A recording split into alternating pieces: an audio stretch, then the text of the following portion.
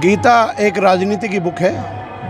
गीता का जो बताया जाता है कि एक लेक्चर है जो कृष्ण ने अर्जुन को हत्या करने के लिए दिया था। अगर किसी को हत्या करनी हो तो उसको गीता पढ़नी चाहिए। रूस की गवर्नमेंट ने गीता पर बैन लगा दिया क्योंकि वो हत्या करने का, शांति भंग करने का और लोगों को मानने का जो नरसंहार करने का उपदेश देती है।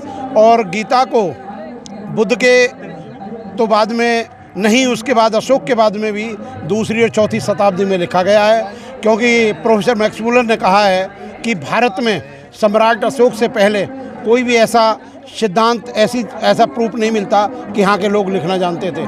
भारत की संस्कृति दो प्रकार की संस्कृति है। एक संस्कृति मनुवाद की संस्कृति है, ब्राह्मणवाद की संस्कृति है। दूसरी श्रमण संस्कृति है। श्रमण संस्कृति बुद्ध की संस्कृति है जो कहती है कि सब लोग बराबर हैं, जो हमें इक्वलिटी, लिबर्टी और फ्रेटर्निटी का सिद्धांत देते हैं। क्योंकि भगवान बुद्ध ने कहा है कि मेरा जो धम्म है एक समुद्र की तरह है। जब विभिन्न नदियां नाले इसमें आकर समुद्र के नाम से जाने जाते हैं, उस जाति और गोत्र के नाम से नहीं जाने जाते।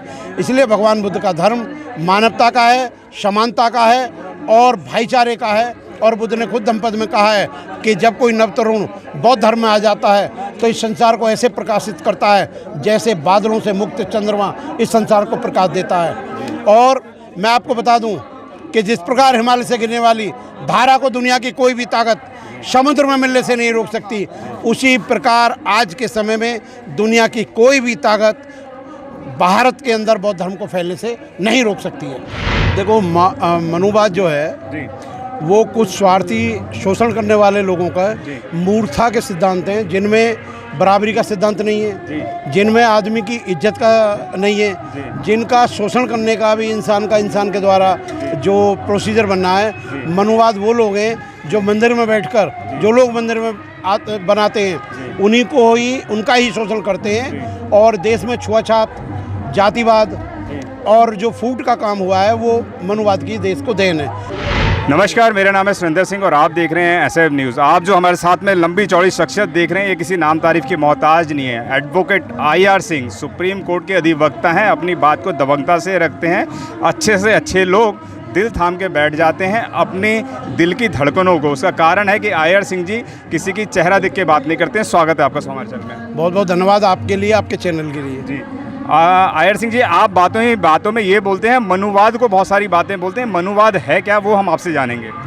देखो, मनुवाद जो है जी वो कुछ स्वार्थी, शोषण करने वाले लोगों का मूर्खता के सिद्धांत हैं, जिनमें बराबरी का सिद्धांत नहीं है, जिनमें आदमी की इज्जत का नहीं है, जिनका शोषण करने का भी इंसान के द्वारा जो प्रोसीजर बनना है। मनुवाद वो लोग हैं जो मंदिर में बैठकर जो लोग मंदिर में बनाते हैं उन्हीं को ही, उनका ही शोषण करते हैं। और देश में छुआछात, जातिवाद और जो फूट का काम हुआ है वो मनुवाद की देश को देन है। 1905 में प्रफुल्ल चंद्र राय ने एक बुक लिखी थी, the history of Hindu chemistry.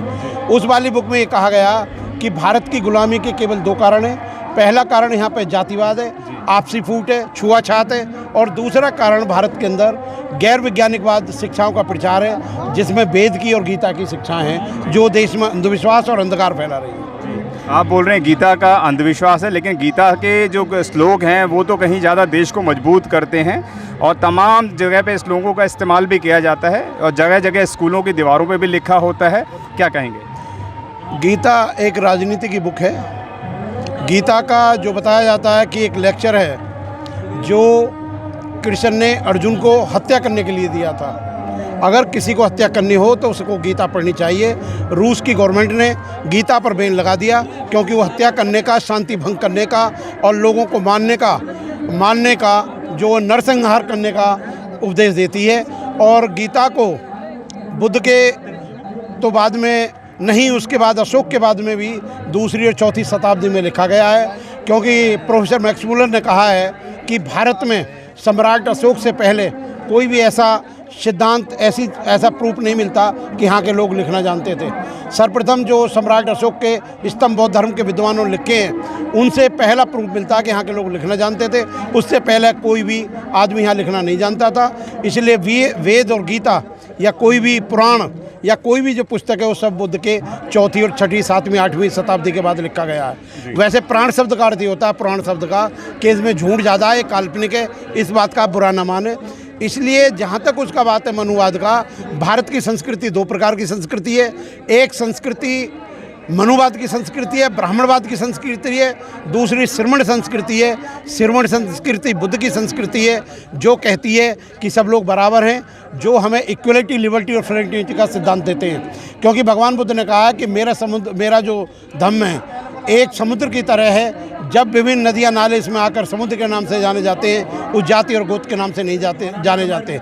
इसलिए भगवान बुद्ध का धर्म मानवता का है, समानता का है और भाईचारे का है। और बुद्ध ने खुद धम्मपद में कहा है कि जब कोई नवतरुण बौद्ध धर्म में आ जाता है तो इस संसार को ऐसे प्रकाशित करता है जैसे बादलों से मुक्त चंद्रमा इस संसार को प्रकाश देता है। और मैं आपको बता दूं कि जिस प्रकार हिमालय से गिरने वाली धारा को दुनिया की कोई भी ताकत समुद्र में मिलने से नहीं रोक सकती, उसी प्रकार आज के समय में दुनिया की कोई भी ताकत भारत के अंदर बौद्ध धर्म को फैलने से नहीं रोक सकती है।